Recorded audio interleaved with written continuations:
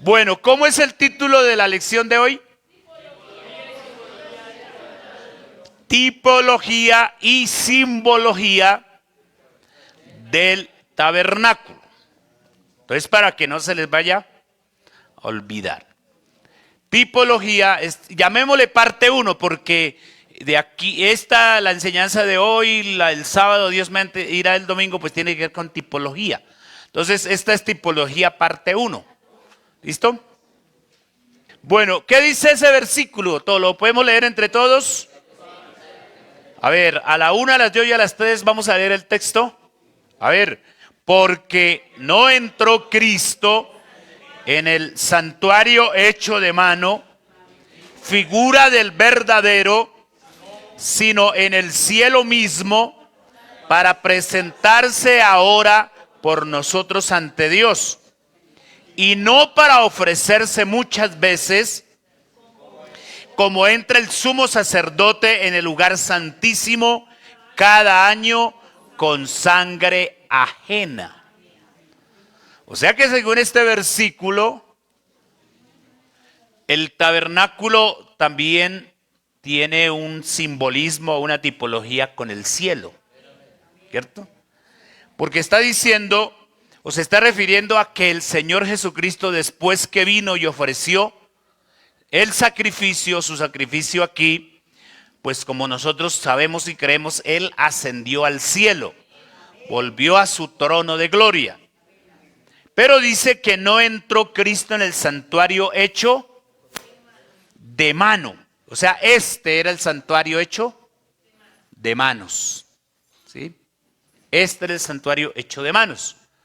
Pero Cristo no entró a ese santuario, sino que de manera simbólica, Él penetró hasta el mismo cielo, porque esta parte de atrás, por aquí donde reposaba la Chequiná, ¿sabe qué es Chequiná? ¿Se acuerdan? ¿Qué significa Chequiná? La gloria de Dios. Entonces ahí estaba el lugar santísimo y eso simbolizaba la presencia de Dios misma.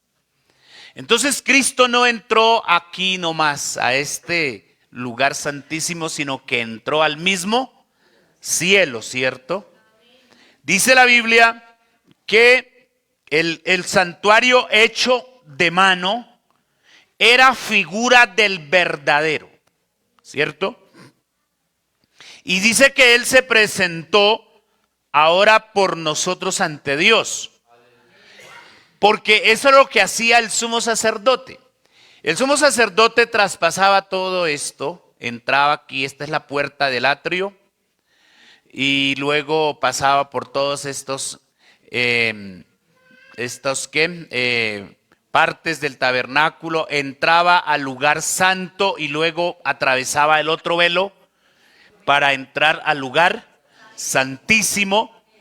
Y habiendo ofrecido primero aquí un sacrificio por sus propios pecados, y habiendo sacrificado otra ofrenda por los pecados del pueblo, se llevaba la sangre de ese sacrificio que había hecho por el pueblo y penetraba al lugar santísimo, y sobre esa tapa llamada propiciatorio, él rociaba la sangre de ese sacrificio para que el Señor perdonara, pues entre comillas, sino expiara o cubriera el pecado del pueblo. Entonces a eso es que se está refiriendo este versículo, pero aquí está hablando de Cristo como sumo sacerdote, que no entró con sangre ajena, porque dice la Biblia que hubiera sido necesario ofrecerse muchas veces,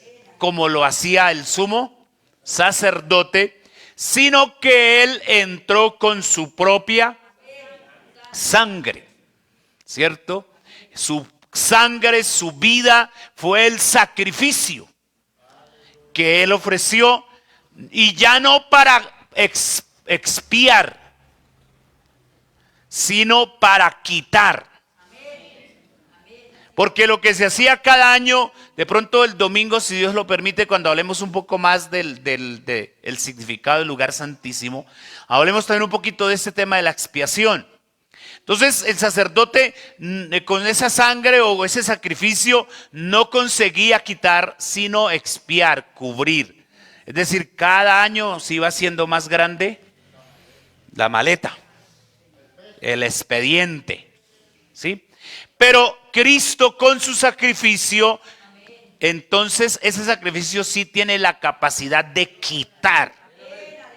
Por eso Juan el Bautista lo presentó y le dijo a la gente: este es el Cordero de Dios que quita. No dice que expía o que cubre, sino que quita el pecado del mundo. Obviamente que para que el pecado sea quitado, pues la persona tiene que cumplir con los requisitos y las doctrinas bíblicas. ¿Sí? Entonces, estamos partiendo de este versículo, y aquí hay una palabra, la palabra figura. La palabra figura precisamente tiene que ver con eso de tipología y simbología. Vamos ahorita a definir un poquito, no simplemente voy a definir lo que es ese término de la tipología y la simbología, porque esto es una materia también muy profunda, este tema de la tipología y la simbología, porque en el Antiguo Testamento hay tipos y símbolos que es necesario conocerlos y poderlos y poder identificar su cumplimiento en el Nuevo Testamento. Entonces, vamos a hablar un poquito de esta palabra tipología. Entonces, hablar de tipología es hablar de una representación, ¿de qué más? De una figura o de una sombra, porque dice la Biblia por ahí en Hebreos que muchas cosas del Antiguo Testamento eran una sombra, como una imagen de algo que iría a proyectarse en su realidad, ¿sí?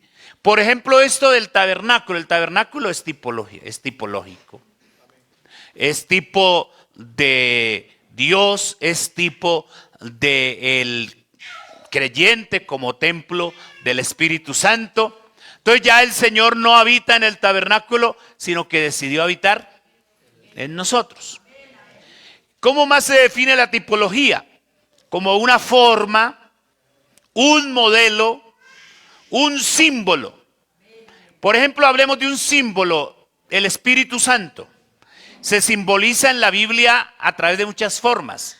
A través del fuego, a través del aceite, a través de un anillo de oro. También está simbolizado el Espíritu Santo. ¿Y un tipo cuál sería? Hablando de un tipo, sería como hablar del Cordero Pascual. ¿Se acuerdan del Cordero de Éxodo 12? Ese Cordero que el pueblo de Israel sacrificó estando en Egipto, ese Cordero que se llama el Cordero Pascual o el Cordero de la Pascua, ese Cordero es tipo de Jesucristo como el Cordero de Dios. Entonces allá había una figura física o llamámosle material, que se hizo realidad en lo espiritual. Entonces ese es como el significado de lo que es la tipología. Aquí hay otro versículo de Hebreos 10 que dice: porque la ley teniendo la ¿qué? La sombra. Es decir, no la pura realidad. Si usted me muestra una foto de su novia, de su novio, de su esposo, de su papá, usted no me está presentando literalmente a su papá. Me está presentando una imagen. Y yo le creo que ese es su papá porque pronto se parece a usted. ¿Sí? O así no me parece que usted dice: este es mi papá, yo le creo.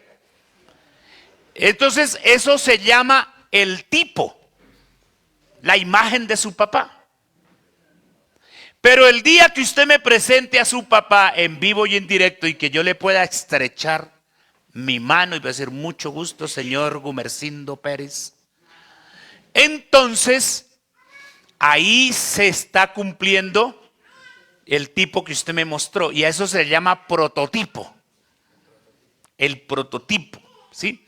Entonces, por eso aquí dice, porque la ley teniendo la sombra de los bienes venideros, no la imagen misma de las cosas, nunca puede por los mismos sacrificios que se ofrecen continuamente cada año hacer perfectos a los que se acercan. ¿Cuál era la sombra de la ley? Los sacrificios, las ofrendas, los holocaustos, los machos cabríos, todo eso que la ley enseñó, pero eso era una sombra que vino a hacerse realidad en Jesucristo como el Redentor, como el Salvador. Recuerden que Él dijo, yo no vine a abrogar la ley, vine a cumplirla. Y entonces, por eso en Jesucristo Él dijo, era necesario que se cumpliera en mí todo lo que decían los profetas, los salmos y la Torá, la ley. ¿Sí? Entonces, espero que me hayan entendido un poquito de eso, de la definición de lo que es la tipología. Entonces es como una sombra, es una figura que se muestra, pero esa figura más adelante se hace realidad. Por ejemplo, alguien sabe, alguien de pronto mencióneme otro tipo o otro signo de tipología del Antiguo Testamento. Si de pronto estamos como ubicados en ese tema. La sangre. La serpiente de bronce. ¿Sí? La sangre de los machos cabríos que vino a hacerse realidad en la sangre de Jesucristo que quita el pecado del mundo. Allá los cubría, aquí los quita. Y la serpiente de bronce. Y el Señor Jesucristo lo mencionó con palabras textuales. Es necesario que así como Moisés levantó en el desierto la serpiente de bronce, el Hijo del Hombre sea levantado. Entonces Jesucristo tenía que ir a la cruz. La de Jonás. Y hay muchas. ¿Sí? Entonces, eso es cuando hablamos de tipología, a eso nos referimos. Gloria a Dios. Avancemos. Entonces, dije que la tipología tiene dos elementos, que son los tipos y los antitipos, o otros le llaman el prototipo, ¿sí? Que es la figura que se presentó en el Antiguo Testamento, es el tipo, y el antitipo es el cumplimiento de esa figura, de esa sombra, ¿sí? Entonces, por eso es que hay cosas importantes que para yo entender el Antiguo Testamento, el Nuevo Testamento, tengo que comprender muchas cosas del Antiguo, ¿sí? Porque el Nuevo Testamento se complementa con el Antiguo, ¿sí? Que hay cosas que ya no son ley para nosotros, sí, lo sabemos. Pero hay otras cosas que concuerdan, que tienen que ver, que se entrelazan. Entonces eso es la tipología con sus tipos y sus antitipos o prototipos y también la simbología, ¿sí? Entonces, si algún día tenemos la oportunidad de estudiar un poquito más esto, entonces ahí es donde tenemos que aprender a hacer diferencia cuándo es un símbolo y cuándo es un tipo. Cuando la Biblia me habla de simbología y cuando la Biblia me habla de tipología. ¿Listo? Más o menos, espero no haberlos dejado más confundidos que antes. Bueno, entonces esto viene porque estamos hablando de la ¿qué? De la tipología de quién? del tabernáculo. ¿Listo? Estamos hablando de la tipología del tabernáculo. Bueno, entonces vamos a entrar ya al tema como tal, hablando del significado de materiales y colores, porque en la lección anterior, el martes, hablamos de materiales, hablamos de colores, pero no hablamos de su significado. ¿Listo? Entonces aquí vamos a entrar a hablar un poquito, como así muy concreto, lo que es el significado de cada uno de esos materiales y de los colores que fueron utilizados en el tabernáculo. Entonces, el primer material que nos presenta la Biblia es el oro. El oro es uno de los metales más preciosos, costosos. Y el oro aquí en el tabernáculo está significando o tipificando o representando la deidad o la divinidad de Cristo o de Dios. Entonces, hablar del oro aquí es hablar de divinidad, es hablar de la deidad. Por eso usted encuentra en la construcción del tabernáculo que la mayoría de muebles, de enseres, los cubrían con oro. ¿Sí? La madera cubierta con oro, por ejemplo, eso tiene un significado. ¿Sí? Entonces, para que tengamos eso en cuenta. Entonces, cuando usted ya empiece a mirar las cosas, ya el mobiliario hecho, entonces ya tenemos claro que representa el oro. ¿El oro representa la qué? La deidad o la divinidad de Cristo Jesús. La plata. La plata es símbolo o sinónimo o representación de precio. ¿Qué necesita usted para ir a comprar pan? Plata. ¿Sí? Entonces, la plata también es aquí significado de redención, de rescate, de libertad. Porque cuando a alguien vendían o alguien se vendía, necesitaba que alguien lo rescatara, lo liberara. Y para poder que alguien lo liberara, entonces tenía que pagar un precio. ¿Y qué fue lo que hizo Jesucristo para librarnos a nosotros del pecado y salvarnos? Pagó un precio. Amén. Entonces, aquí está ese precio, está representado en la plata. Entonces, por eso usted ahí en Éxodo 25 dice, y esta es la ofrenda, oro, luego plata, luego le sigue el bronce. ¿Qué significa el bronce? Bronce es tipo de juicio. Pero aquí hay que mirar la divinidad, es decir, a Dios, haciendo juicio contra el pecado. Porque dice la Biblia que el que no hizo pecado, ¿qué dice la Biblia? Se hizo pecado por nosotros.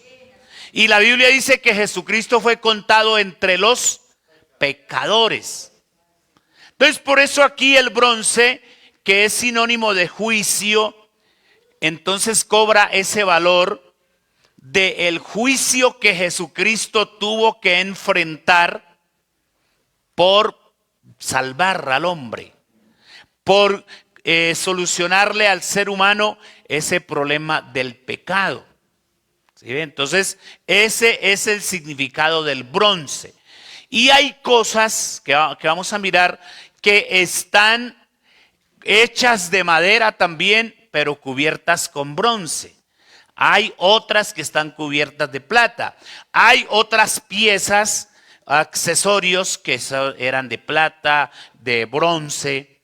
Había otro accesorio, o hay, lo vamos a mirar en estos días, hecho de puro oro, oro macizo.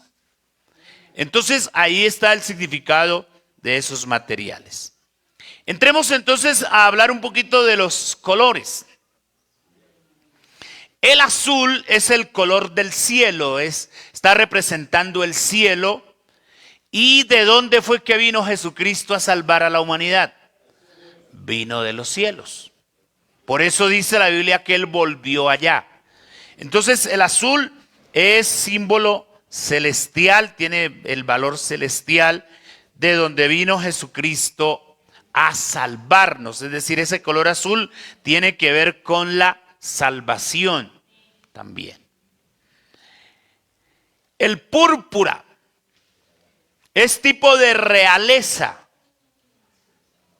Por eso a Jesús, cuando lo estaban enjuiciando y declararon que era rey de los judíos, burlándose de él, le pusieron encima un manto de color púrpura. Pero ellos no lo estaban reconociendo como rey, simplemente era haciendo una burla porque decían, este se hizo pasar por rey. Entonces pónganmelo un chiro ahí, color púrpura, como para que no se quede sin esa distinción.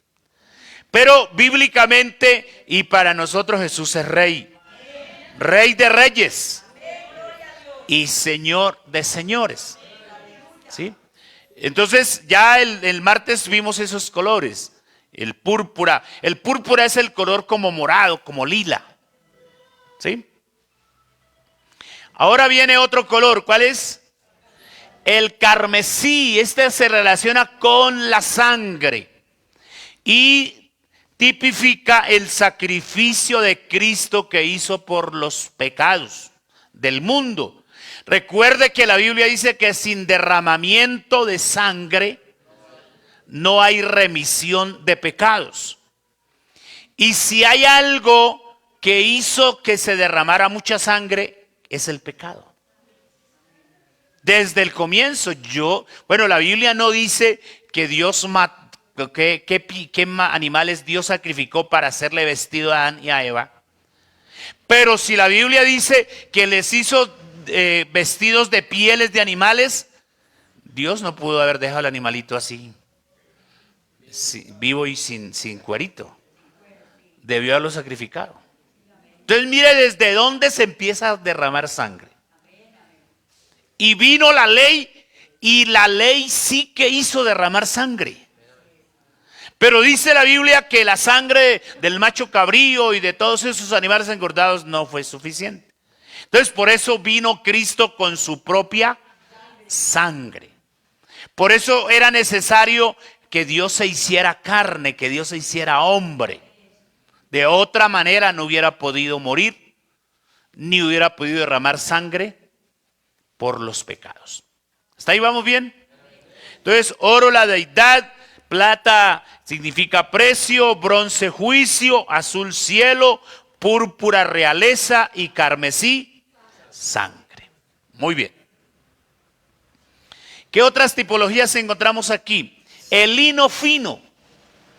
Simboliza, significa o tipifica santidad y pureza.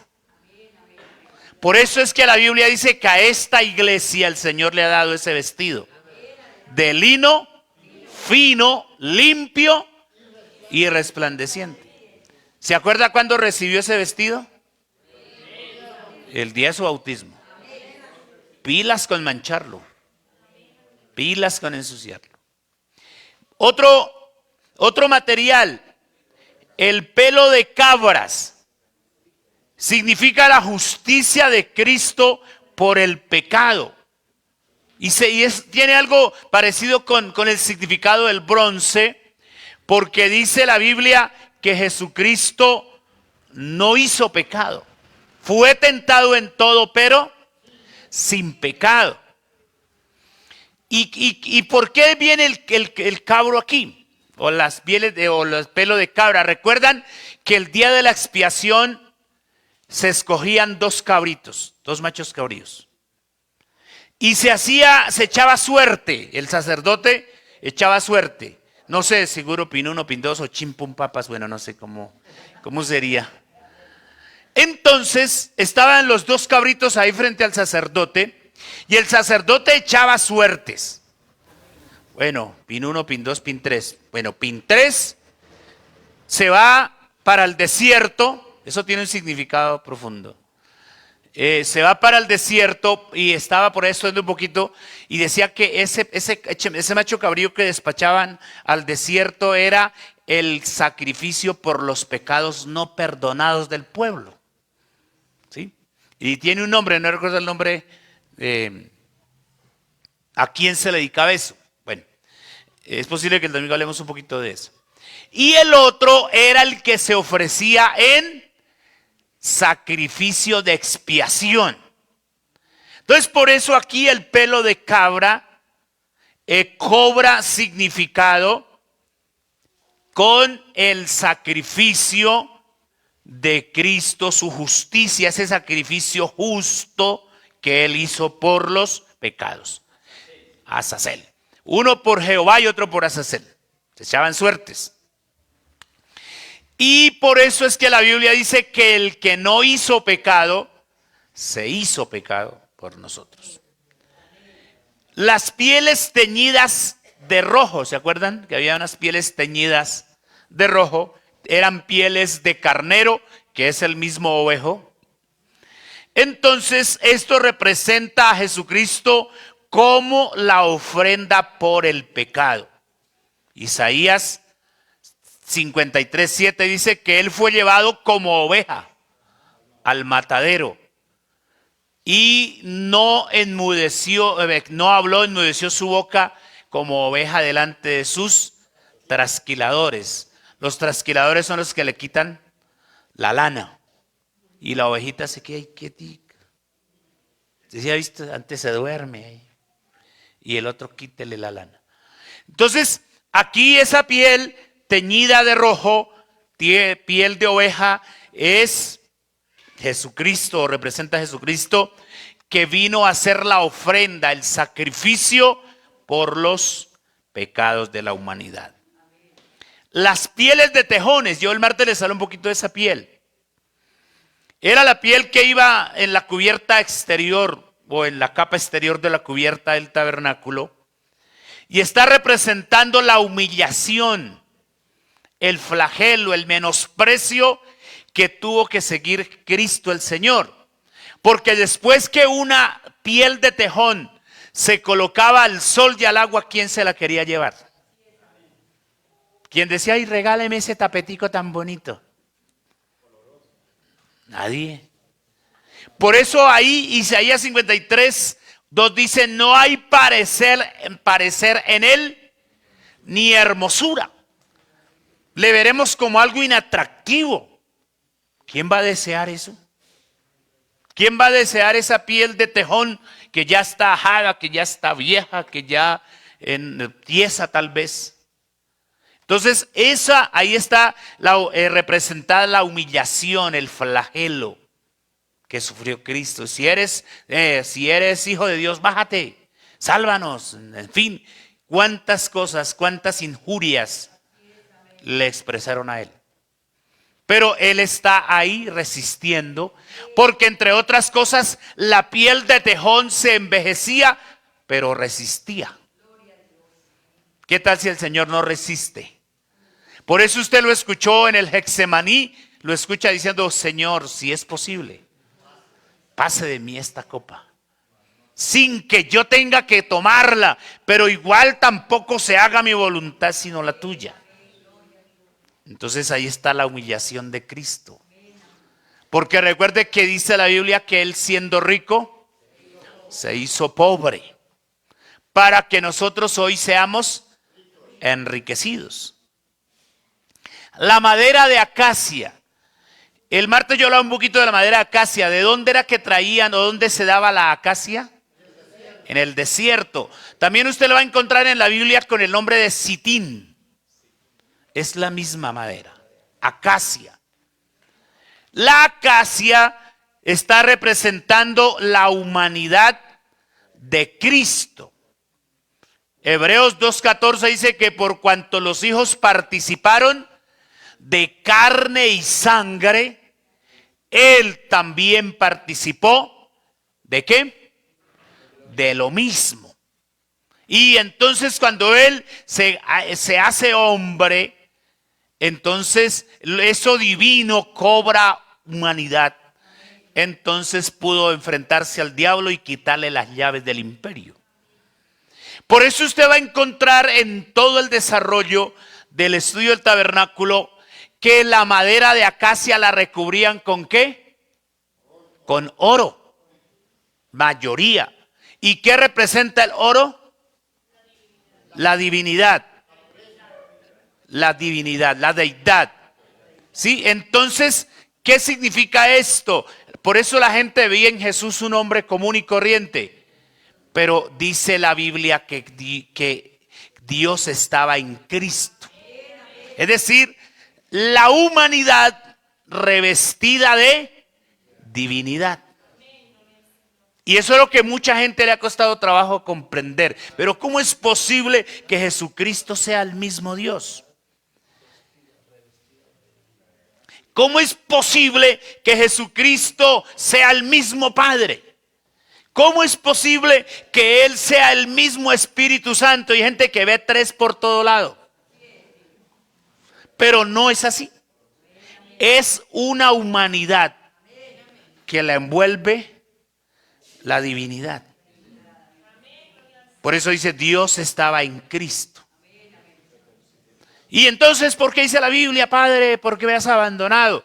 Porque es que lo divino tuvo que salir por un momento para que lo humano pudiera morir. ¿Sí? Por eso entonces la humanidad de Jesús se sintió sola. Entonces sí ve que el papá estaba allá arriba y lo escuchaba porque decía, Padre, ¿por qué me has abandonado? Porque es que cuando vemos esas tablas, esas columnas y todos esos materiales de madera revestidos de oro, usted ve solo una unidad, algo compacto. No está separado el oro de la madera. Por eso Jesucristo no pueden ser dos ni son tres. Por eso la divinidad de Dios, la deidad de Dios no está fraccionada. Amén. ¿Sí me hago entender un poco? Aquí pues cabe la unicidad un poquito. Gloria al Señor. Entonces ese es el significado de los materiales, de los colores con los cuales estaba construido el tabernáculo. Usted no va a encontrar otro material, oro, plata, bronce, madera, pieles, los colores, azul, púrpura, carmesí, lino fino. No va a encontrar más materiales ahí. Esos son los materiales originales del tabernáculo. No va a encontrar más. Que las basas eran las bases donde iban incrustadas las columnas, eran de bronce. Que los capiteles, que la decoración, eso, unas coronitas o algo así, eso era de plata. Y no encuentra otro material diferente. ¿Sí? Porque es que todo está diseñado. Recuerden que eso es un diseño divino. Por eso para la salvación aquí nos enseña, bueno, usted si quiere hacer así, haga las cosas bien, que así va a llegar. Y si usted la quiere hacer de otra forma, hágale. No es así. Ya todo está hecho. ¿Sí? Hay gente que dice, pastor, allá le caigo. Pero ¿a dónde me va a caer? Yo no voy a caer donde va a caer el inconverso. Sí, yo ya me salvé, yo ya me aseguré. Eso de que allá le caigo quiere decir que por cualquier lado llega al cielo. Pero no es así. Solo hay un camino. Amén. ¿Nos queda claro esto? Bueno, en vosotros confío. Gloria al Señor. El sábado vamos a mirar a ver. Gloria a Dios. Bueno, seguimos porque el tajo está largo. Entonces vamos a meternos al atrio. Ya entonces... ya construimos el tabernáculo. ¿Listo? Ya lo construimos, ya está hecho. Ya sabemos con qué materiales lo hicieron, las medidas, bueno, las cantidades, todo eso. Bueno, ahí lo dice la palabra. Entonces, ahora vamos a empezar a conocer el interior, a mirar los detalles de ese tabernáculo hecho con todos esos materiales que hemos mencionado. Entonces el atrio es esta parte de la cerca, por así decirlo, ¿no? Para que usted me entienda. Todo esto se llama atrio, todo lo que está cercado. Mire, estas columnas eran de acacia cubiertas con oro. Y aquí abajo estaba la base de bronce. Y aquí arriba estaba el capitel, que era como una coronita, una decoración que usted alcanza a ver ahí, era de plata. ¿Sí? Y no llevaba otro material diferente. Lo que era de bronce, lo que era de plata, lo que era de madera, y así sucesivamente. Por eso digo, no vamos a encontrar que de pronto que, como hacemos ahí nosotros, bueno, faltó un ladrillo, metámosle una piedra ahí para llenar el hueco. Así hacen nosotros hacemos en construcción, ¿no? Eso la tapa el pañete. El pañete tapa, dicen los maestros, ¿sí? ¿Cierto, maestro? El pañete tapa. Pero resulta que aquí no. Aquí va es como va. ¿Cierto? Amén. Me gusta que estamos entendiendo.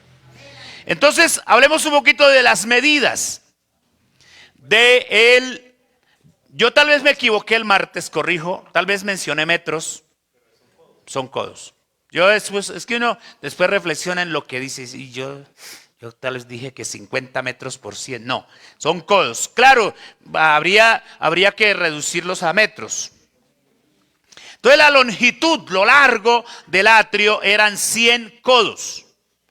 Lo ancho eran ¿cuántos? 50 codos. La altura eran 5 codos. Y bueno, las cortinas eran entre 15 y 20 codos. Estamos hablando del atrio. Porque estas iban dobladas. Estas cortinas iban dobladas. Por aquí la Biblia habla, ahorita vamos a hablar de lo que eran las estacas y las cuerdas. Las columnas. Entonces las columnas estaban ubicadas en sus basas. Eran de bronce. Y entonces por la parte norte habían 20 columnas. Por la parte sur otras 20, por el oriente 10 y por el occidente otras 10. Entonces, esa era la distribución de las columnas. ¿Listo? Esas columnas es tipo del creyente que permanece firme. Una columna por lo general se mantiene derecha. ¿Cierto? Y como esto era una casa portátil, entonces por eso aquí afuera llevaba unas estacas. Y de la estaca iba una cuerda, y la alcanzan a ver, ¿cierto? Que sostenía la columna. Entonces eso también representa la estabilidad del creyente. Porque en el desierto hace viento. Y el viento no podía llevarse de todo esto. Por eso dice la Biblia que nosotros tenemos que estar firmes en la doctrina para que no nos dejemos tambalear por cualquier viento de doctrina, como niños fluctuantes. Entonces por eso el tabernáculo estaba bien ubicado, bien establecido. Y las estacas eran de bronce y sostenían las cortinas y las cubiertas y las columnas del tabernáculo. Entonces, en este caso del atrio. Obviamente que el tabernáculo por aquí va sujeto también a las columnas. Bien, ¿hasta ahí vamos bien? Bueno, seguimos. Seguimos porque falta.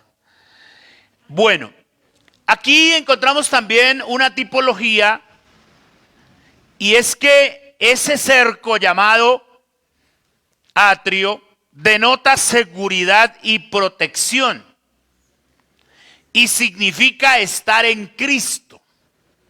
¿Qué decía el salmista? Y varios salmos decían, mejor es un día en tus atrios que 1000 fuera de ellos. Escogería yo estar cerca de ¿dónde? De las puertas que habitar fuera de ellas.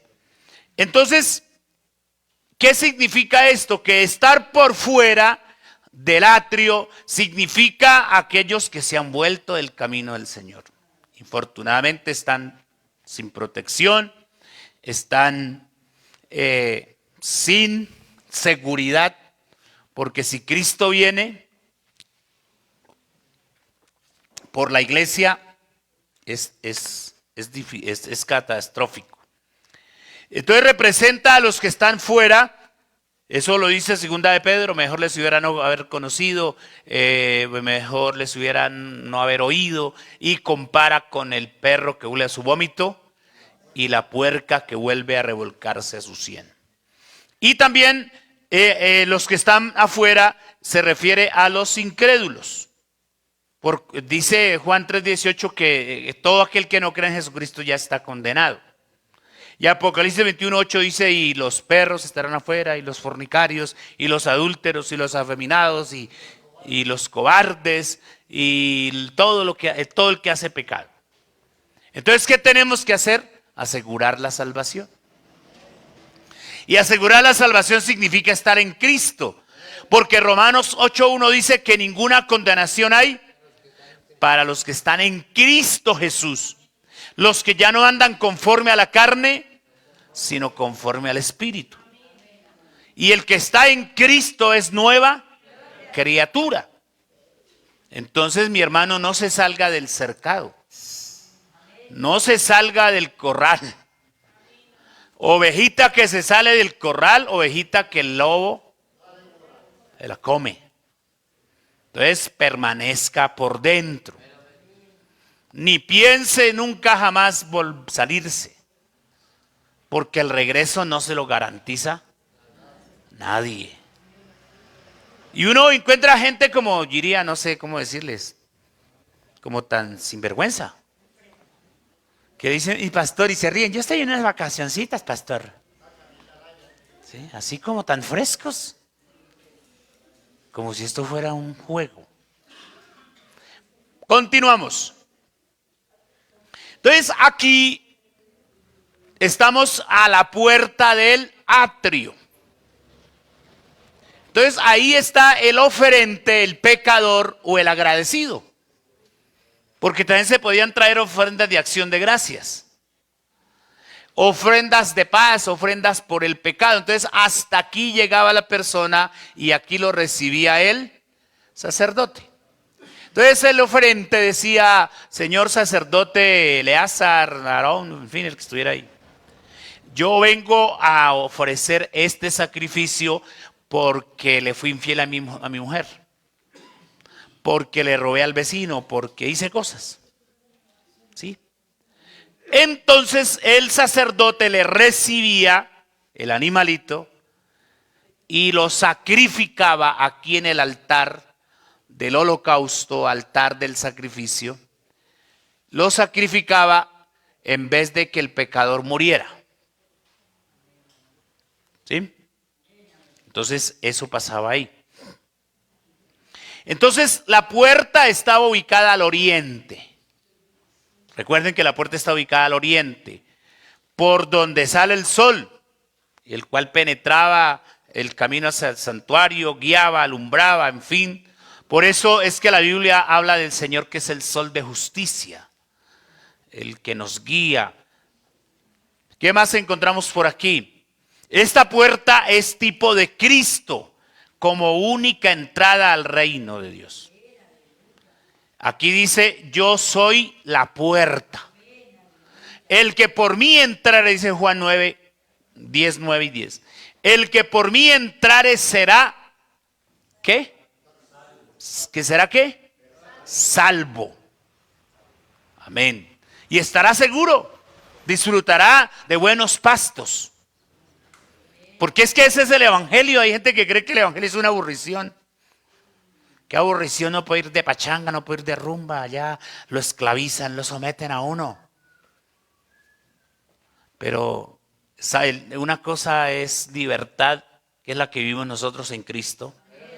Y otra cosa es libertinaje, que es el acto de vivir en pecado. Juan 14, 6, ¿qué dice? ¿Alguien se lo sabe? Yo soy el camino, la verdad y la vida. Entonces, ahí estaba esa puerta, elaborada de cortinas. Mire los colores. Ahí está el cielo, ahí está la realeza, ahí está la sangre y ahí está la santidad. ¿Sí? Púrpura azul, púrpura carmesí y lino fino. Y la sostienen, ¿cuántas columnas? 4. Esas 4 columnas simbolizan los 4 evangelios, como comúnmente nosotros hemos llamado. No son 4 evangelios, es un evangelio narrado por 4 puntos de vista, por 4 evangelistas. Y recuerden que cada evangelio tiene un propósito, o cada evangelista, Dios usa a cada evangelista para que cada evangelista nos presente a Jesús con un propósito. Mateo lo presenta como rey, Marcos como siervo, Lucas como hombre y Juan como Dios. ¿Sí? Pero es un solo evangelio. Entonces ahí están esas 4 columnas, ahí las alcanza a ver. Esta y esta son las que sostienen la puerta. ¿Sí? Por eso es que para que una persona se salve tiene que creer ¿en qué? En el evangelio. El que ir por todo el mundo y prediquen el evangelio a toda criatura. El que crea el evangelio y lo obedezca, ¿qué le pasa? Se salva. Y el que no lo hace, será condenado. Entonces aquí de entrada la gente se encuentra con el evangelio. Porque es que no hay otra cosa que el hombre tenga que creer y obedecer para que se salve. Las indulgencias, las avemarías, eso no es bíblico, eso se lo inventó la religión. Que el Señor que está caído, que el que está parado, eso tampoco es así. ¿Sí? Hoy hablaban por ahí noticias del Cristo, bueno, pues el de Bojayá, bueno, un Cristo que cuando hubo esa guerra ya quedó mutilado, algo así. No, el Cristo nuestro está completo. Él murió, ¿cierto?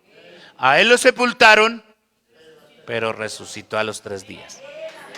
Amén. Gloria a Dios.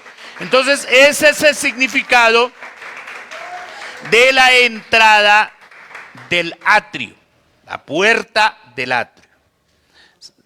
Entonces, ya lo había dicho que estas 4 columnas tipifican los 4 evangelios que sostienen y muestran la puerta de la gracia y de la salvación. Entonces, esas 4 columnas son los 4 evangelios o el evangelio presentado de 4 ópticas diferentes, porque allí está lo que el hombre tiene que hacer para salvarse. ¿Sí? Entonces, de lo contrario, no hay salvación, no hay vida eterna. Bueno, el tiempo se nos fue, nos va a tocar acortar, pero creo que no nos falta mucho.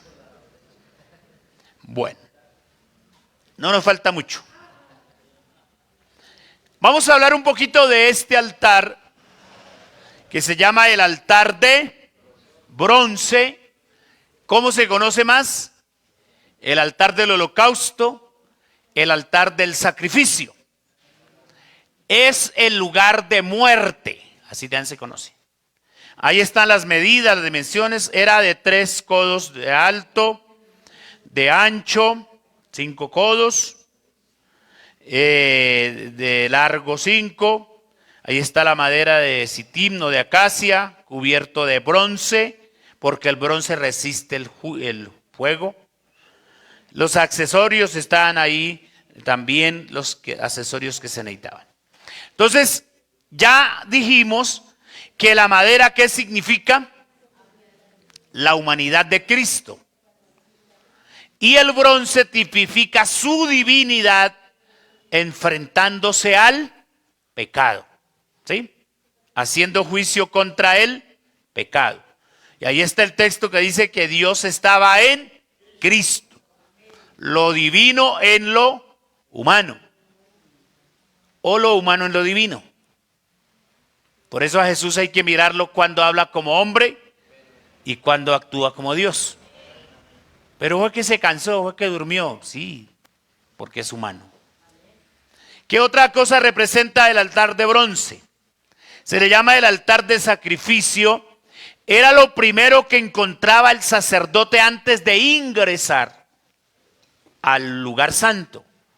Entonces, ¿qué es lo primero que tiene que hacer una persona para entrar al plan de salvación?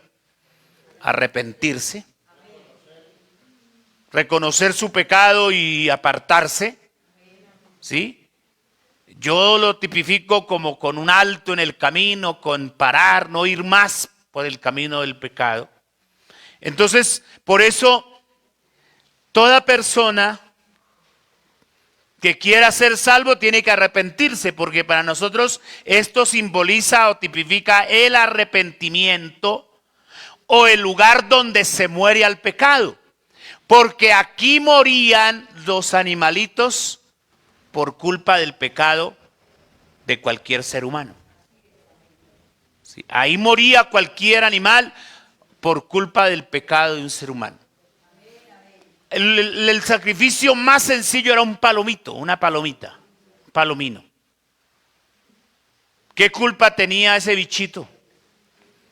Por lo que el otro ha hecho. ¿Y qué culpa tuvo Cristo por nuestros pecados? Él no tenía la culpa. Él quiso morir por nosotros. Bueno, la guasera me va a colaborar para extenderme otro poquito más, ¿no? Bueno, fíjese que este altar también tenía 4 cuernos de bronce. Esos cuernos aquí también cobran el significado del mensaje del Evangelio y del sacrificio de Cristo, el cual se predica a través de los 4 evangelios y a los 4 puntos cardinales de la tierra. Id por todo el mundo. Lo pone de sur a norte y de oriente a occidente.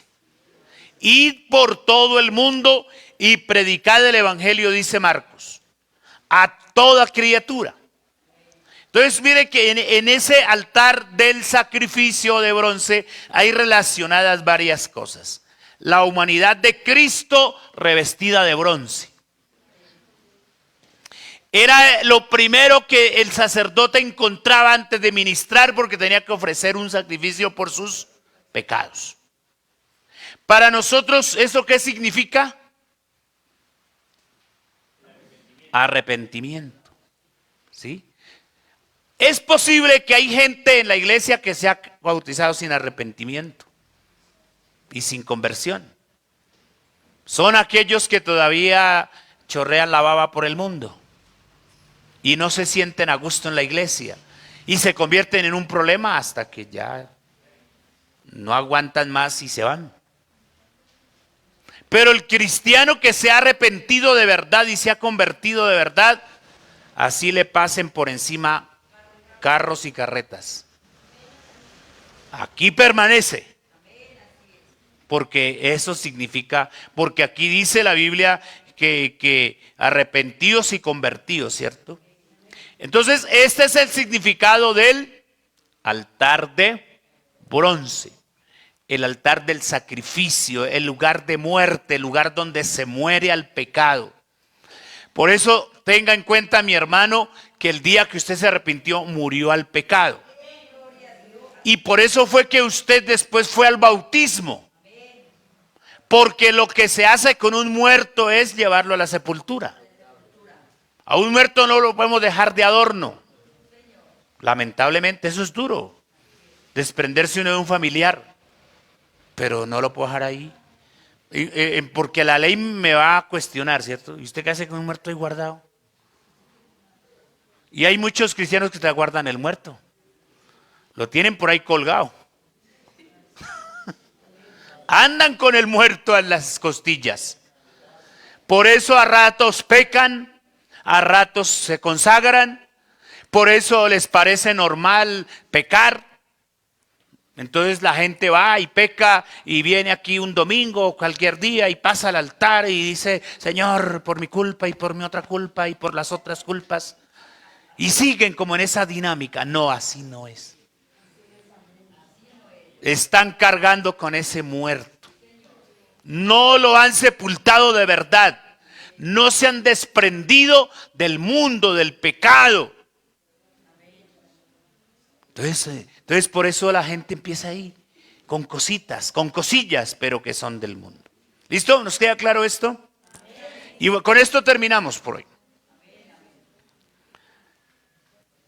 Con esto, este es el otro elemento que se encuentra en el atrio. ¿Cómo se llama? La fuente de bronce. Aquí las medidas no están especificadas como los otros. ¿Se acuerdan que los otros tienen tantos codos? Aquí no. Tampoco hay información qué tan profunda era ni cuánto pesaba. El material es bronce puro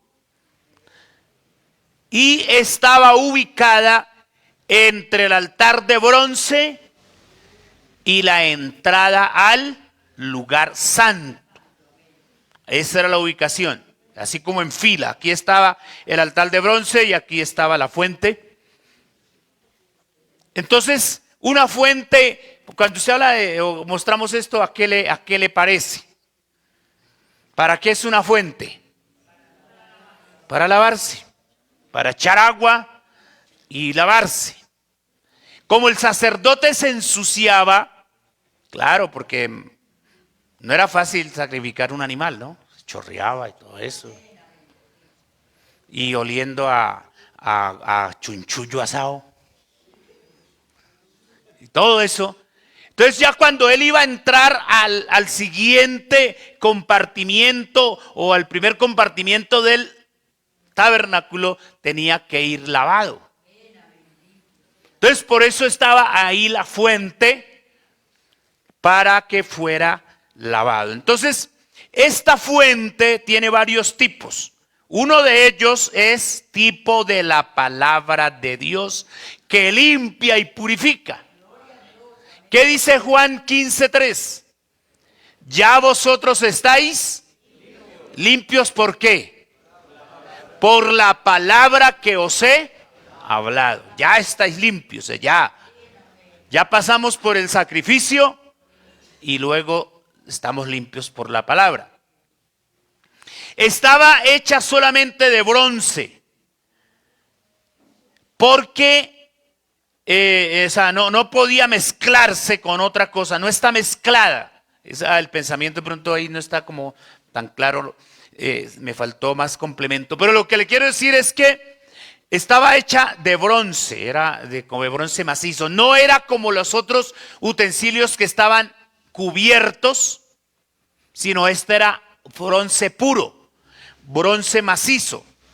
Porque si está representando la palabra de Dios, entonces por eso es que a la Biblia no se le puede quitar, ni se le puede añadir, ni se puede mezclar con filosofías, con pensamientos humanos. Porque una cosa son los pensamientos de Dios y otra los pensamientos del hombre.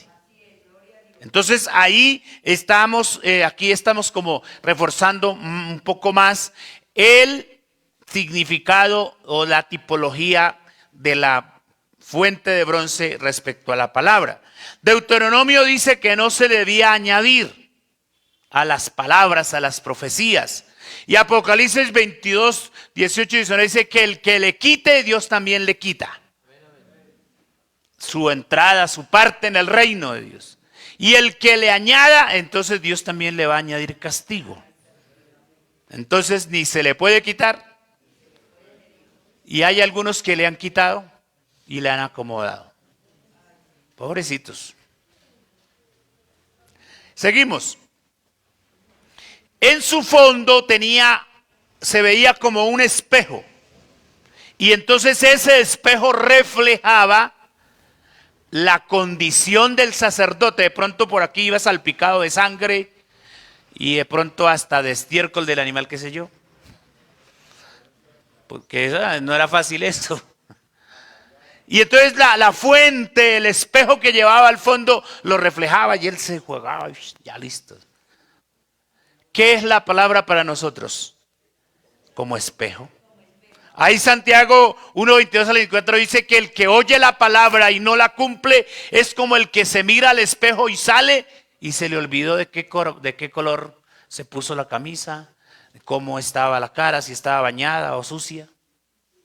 Entonces por eso la palabra de Dios es como el espejo que nos refleja o refleja nuestra condición.